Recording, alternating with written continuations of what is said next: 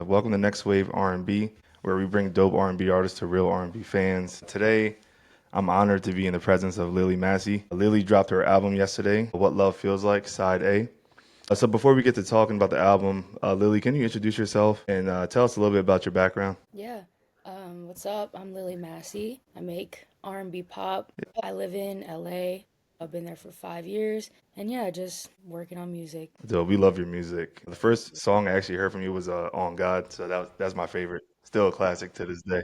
Thank you. All right, so let's jump into this album, What Love Feels Like. So that's very specific. How did you come up with that title? Yeah, so I felt like for a really long time it was hard for me to put together an album because I wanted it to like kind of be a story. And I had never been in love, I guess. And then I fell in love and I was like, wait a second. I should make an album about not only being in love, but like, the trials and tribulations of toxic relationships and just every aspect of love in general is what this album embodies. Like the whole entire process of loving someone and getting to the point of being in a relationship. It's trial and error. Like you have to meet people and go on dates and it might not work out and you have to get your Okay. heart broken until you find the right person and then you're like, oh shit, like this is what love is. Like I thought I was in love before, then I meet this person and I'm like, oh shit, this is what love is supposed to feel like. And so that's kind of what I wanted to embody with the project, like exactly what love is supposed to feel like once you find it.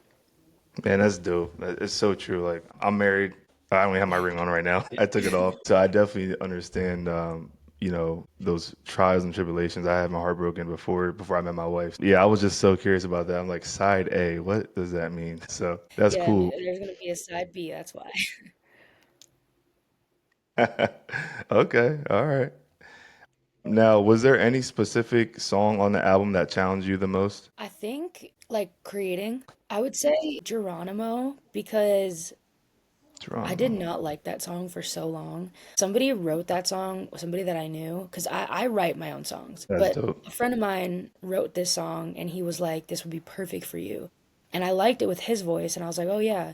So I cut it, hated it. I had the beat Uh, redone and then I recut it. I still hated it. Rewrote like half of it, still hated it. It was like a 2 year long process of me not liking the song. oh And I wow. had like three different people reproducing it. Rewrote it like 4 times. I just was really trying to make this song work. And then I don't know what happened, but I ended up adding guitar and I had two different producers collaborate on the beat. And I kind of just was like, you know what, I need to just trust the process. And I just went for it. And it's actually one of the fan favorites of the album so far, Yeah. surprisingly.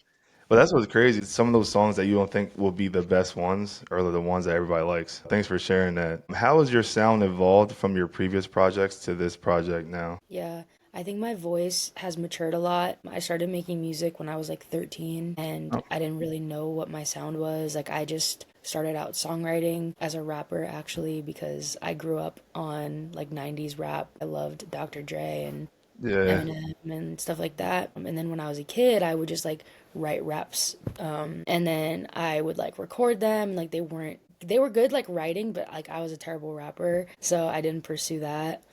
But once I turned like 18, I was like, I'm just gonna really like work on my voice. Or, not 18, sorry. Once I turned 16, I was like, I'm gonna really work on my voice. And I started taking vocal lessons, and just really like honing in on finding and discovering my sound because I always knew I wanted to be an artist, and create and write and sing. But it took me a couple years. I started out doing pop and then I kind of just was like, I'm just gonna make music and see where my voice fits. And then people started being like, you sound R&B, you have a soulful voice. And I love R&B. I grew up on Anita Oh yeah. Baker and Tony Braxton. Like that was what Oh my yeah. mom listened to all my life. So I feel like I probably subconsciously like learned everything from like listening to what my mom would listen to. And so yeah, that's kind of how I discovered my sound and it just evolved as I got older and just kept really honing in on my craft. Was there any specific artist that got you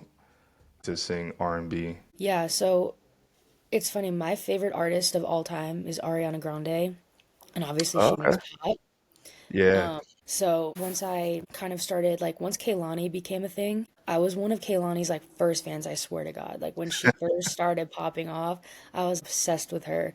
And it's funny because everyone says I sound exactly like her. She was kind of the one, her and Summer Walker really made me want to make R&B. Yeah, Summer Walker's one of my favorites. Kalani, obviously. I remember Kalani signed with Nick Cannon, I believe, right? At Yeah. first. Yeah. Yeah, I was listening to her as well. Like, I won't say before everybody knew about her, but probably in the beginning stages. So she's definitely one of my faves. And then she got the hit this year. Everybody's making remixes. It's like Yeah. everyone is hopping on that train folded. I need to do that so she can Yeah, you sing. should do a cover, man. Like, you might as well just join the party.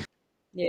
All right, so outside of music, how do you balance all this? Because obviously you got the album that just dropped. You're on tour. I mean, you're traveling. How do you balance everything? How do you keep everything together while still balancing your home life? Yeah, I mean, luckily I'm still a super small artist and my tour is like 5 shows. So it's super easy kind of to just, travel. And I'm super blessed that, I mean, I don't live off my music yet. I have a full-time job, but I'm blessed that I work from home. I do marketing. So I'm able to work and travel, which is like such a blessing. And I would never take it for granted because I've been in so many situations where like I had no money, no job because I had to travel and I couldn't work at like a restaurant because I couldn't get the time off. So it's just super it's easier now than it was, I guess, to kind of balance everything. I don't really know how I balance it. I just do. Yeah, you just find a way. I mean, that's Yeah. like what everybody has to do. Yeah. But being creative and then making like, obviously you say you write all your songs. That stuff's not easy. I can't sing, but I'm just an R&B junkie. I do play Yeah. the guitar. And then yeah, my brother's actually an R&B singer. So I got to see a lot of like the process that he would go through. So I always was curious like how do you balance that? But, do you have any advice for any upcoming R&B artists that are trying to get into the industry? Yeah. And this is some advice that I wish that I had been given. Content is literally the most important thing. Like, it Yeah, sucks because we just want to make art. Like, who wants to exactly. just constantly make content?